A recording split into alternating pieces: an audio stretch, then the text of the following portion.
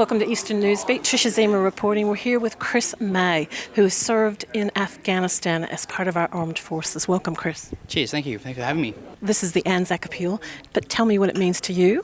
So the Anzac appeal to me as a contemporary veteran is more so about just commemorating the Anzac legacy and also the welfare of older soldiers as well as the blokes, today, men and women that have served overseas in Iraq and Afghanistan and are contemporary veterans. Now tell me about your service time. So I joined the Army when I was 17, joined the Royal Australian Armoured Corps and progressed overseas to Afghanistan in 2009. Then I returned home and went back again in 2011 where I was wounded in action in an improvised explosive device attack.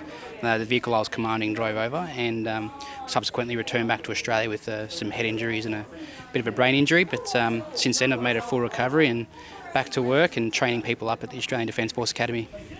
And what do you enjoy about the training? The training, most thing I enjoy is the camaraderie and the mateship. The old souls always said that, the mateship was what kept them in the army, especially when they're overseas. And there's nothing you'll ever remember more than the mates you've had and the mates you'll always have because of your service.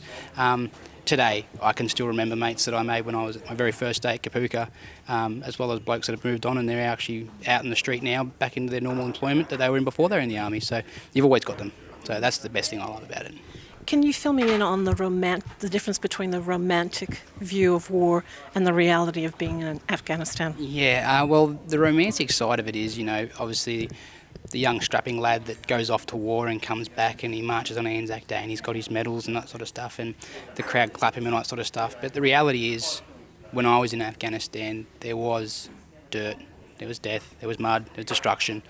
And there were some things that you don't want to ever see again. I myself had an incident where a vehicle behind me blew up and was a very good mate of mine in that vehicle. His wife was 6 months pregnant. And the very first thought that went through my head was, what am I going to tell his wife? And then the reality kind of hits of where you are and you're like, oh, I've got a job I've got to do here. And you switch back on and you go back to it, But that image will never leave me, sort of thing. And a lot of guys are the same that have had mates killed or wounded or whatnot. And for me, as being a wounded soldier, I had a mate of mine who's a very good friend of my family watch me get blown up and had the exact same thought go through his head. And he now struggles on a day-to-day basis thinking about that sort of stuff. So there are wounds that are not visible that are always going to haunt that soldier. But he will march proudly by his mates' sides on Anzac Day and days that commemorate, the older generations and veterans and the younger generations as well. To continue to join. Exactly, to continue to join, to serve and to do what our forefathers done before us, and that's volunteer. A big part that people seem to forget is we are a nation of volunteers. We have all stuck our hands up to serve. We never once turned around and went, I don't want to do it. We put our hands up. I was 17 years old and I put my hand up. Mates that are older, younger, my brother, he also did it as well. And just like the guys that went to Gallipoli, we all put our hands up. We volunteered for it, and that's what, deep down inside, you kind of keeps you together when you're away and you're out training in the rain and digging a hole, and you kind of go, okay. So that is the spirit of Australia, and that is the spirit of the Anzac. That is exactly right, 100%. You look at it, digging a hole, and you kind of sit there and go, I would hate to be doing this on the shores of Gallipoli, but I will gladly keep my mouth shut and just keep digging because it could be worse. Thank you very much for your time and your insight. That's all right. Thanks for having me. Welcome. We're at the Anzac Appeal. Tricia Ziemer here reporting, and I'm with Nancy Almsby. She was part of the Land Army. Can you tell me about your journey? Women's Land Army? Yes, the soldiers the men went away to war, and the country was desperate for rural workers. And the Australian government formed the Australian Women's Land Army in 1942, May 1942, for girls to join. And most of us, some of the girls were from the country area, most of us were city girls. And so we joined. You could join at 17. Oh. And which I was 17. I had previously tried to join the Army service, and I put my age up, but found out. And I did go into the Land Army, and we did a training course at the Mon Park Mental Hospital. They had a farm out there, and 2 weeks training, which you didn't learn very much.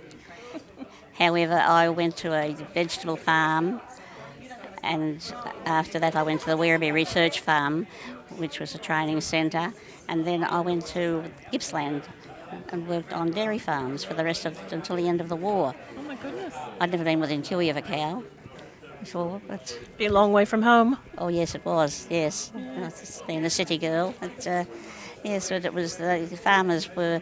I didn't think that we were capable. These young girls were capable of doing the job, but they soon realised, and we got lots of.